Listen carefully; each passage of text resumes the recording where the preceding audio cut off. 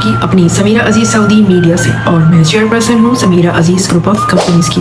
اسرائیل کی غزہ پر بمباری کے نتیجے میں اب تک 22,000 سے زیادہ فلسطینی ہلاک ہو چکے ہیں، جو اس کی 23 لاکھ کی آبادی کا 1% ہے۔ اب اسرائیل نے جنگ کے ختم ہونے کے بعد غزہ کے انتظامی امور کے حوالے سے پہلی مرتبہ عوامی سطح پر کچھ تجاویز پیش کی ہیں۔ ان تجاویز کے مطابق اسرائیل اور نہ ہی حماس غزہ پر جنگ کے بعد حکومت کریں گے، اور اس کے ساتھ ہی اسرائیل نے غزہ میں یہودی آباد کاریوں کو بھی مسترد کیا ہے۔ ویسے اسرائیلی جنگی کابینہ نے ابھی تک غزہ کے انتظامی معاملات سنبھالنے سے متعلق منصوبے کی فی الحال منظوری نہیں دی ہے۔ اسرائیل کے تجویز کردہ منصوبے کے مطابق حماس کی عسکری اور انتظامی صلاحیتوں کے تباہ ہونے اور یرغمالیوں کی واپسی تک جنگ جاری رہے گی۔ اس منصوبے میں یہ کہا گیا ہے کہ اسرائیل کے مقاصد پورے ہونے کے بعد فلسطینی سول کمیٹیاں غزہ کا انصرام اور انتظام سنبھالنا شروع کریں گی۔ البتہ ان تجاویز میں اسرائیل کے مقاصد پورے ہونے کی کوئی ڈیڈ لائن یا تاریخ نہیں دی گئی ہے،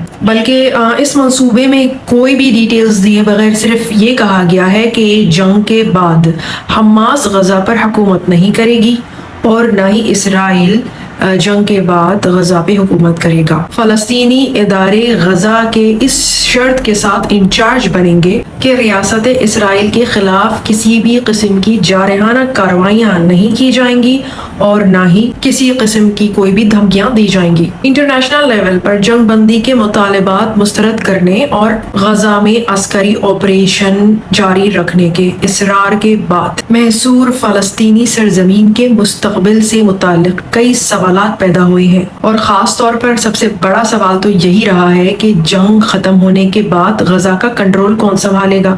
غزہ پٹی کا ایک بڑا حصہ محض ملبے کا ایک ڈھیر بن کر رہ گیا ہے اور شہریوں کی ہلاکتوں میں بے تحاشا اضافہ ہوا ہے۔ یونائٹڈ نیشنز نے اس انسانی بحران کے حوالے سے خبردار بھی کیا ہے۔ اس میں ہزاروں افراد بے گھر ہو چکے ہیں جنہیں بھوک اور بیماریوں کا سامنا ہے۔ تقریباً 19 لاکھ سے زائد لوگ بے گھر ہوئے ہیں اور ہلاک ہونے والوں میں زیادہ تعداد خواتین اور بچوں کی ہے۔ اور یونائٹڈ نیشنز کے انسانی امداد کے ادارے کا یہ کہنا ہے کہ جنگی کارروائیوں کے باعث کئی دنوں سے وادی غزہ کے شمال میں لائف سیونگ یعنی زندگی بچانے والی فوری جو امداد کی اشیاء ہوتی ہیں وہ نہیں پہنچ پا رہی ہیں۔ اور انسانی حقوق پر کام کرنے والی تنظیموں کا یہ بھی کہنا ہے کہ 7 اکتوبر کو حماس کے اسرائیل پر حملے کے بعد سے یورپ، امریکہ اور دیگر کئی ممالک میں یہود دشمنی اور اسلامو فوبیا میں بھی یعنی کہ مسلمانوں کے خلاف دشمنی میں دونوں میں کئی گنا اضافہ دیکھنے میں آیا ہے۔ امریکی اسلامی تعلقات کونسل کا یہ کہنا ہے کہ جنگ کے آغاز کے بعد سے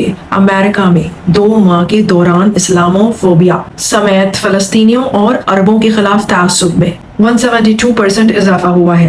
اسی طرح نیو یارک میں قائم یہودیوں کی انٹرنیشنل تنظیم اینٹی ڈیفیمیشن لیگ کے مطابق 7 اکتوبر سے 7 دسمبر تک امریکہ میں یہود مخالف واقعات میں 337% اضافہ دیکھنے میں آیا ہے۔ اس کے علاوہ اسرائیل نے حزب اللہ کے ساتھ بھی ایک اور جنگ کا عندیہ دیا ہے۔ انہوں نے خبردار کیا ہے حزب اللہ کی جو عسکری صلاحیتیں ہیں وہ حماس کے مقابلے میں کئی درجے زیادہ ہیں۔ تو اسرائیل کا کہنا ہے کہ اگر سفارتکاری کو بروئے عمل نہ لایا گیا تو ان کے صبر کا پیمانہ لبریز ہو رہا ہے اور وہ طاقت کا استعمال کریں گے۔ تو لبنان کی سرحد میں لڑائی میں اضافے کے بعد امریکہ کی جانب سے سفارتی کوششوں میں تیزی دکھائی دے رہی ہے۔ حزب اللہ کا دوسری جانب یہ کہنا ہے کہ اس کے حملوں کا مقصد غزہ پر اسرائیلی کارروائیوں کو کم کرنا ہے، اور امریکہ کی بائیڈن انتظامیہ نے اس بات پر زور دیا ہے کہ اسرائیل فضائی اور زمینی کارروائیاں ختم کرتے ہوئے حماس کے لیڈرز کو نشانہ بنائے۔ اور ہاں، امریکہ نے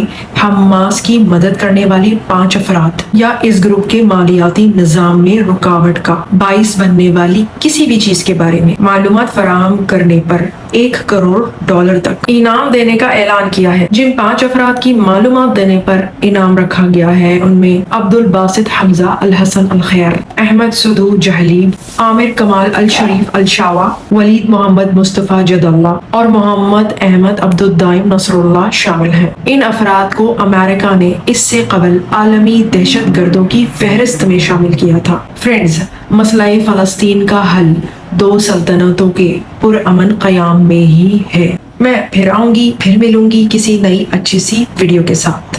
So till then, मास सलामा, बाय बाय।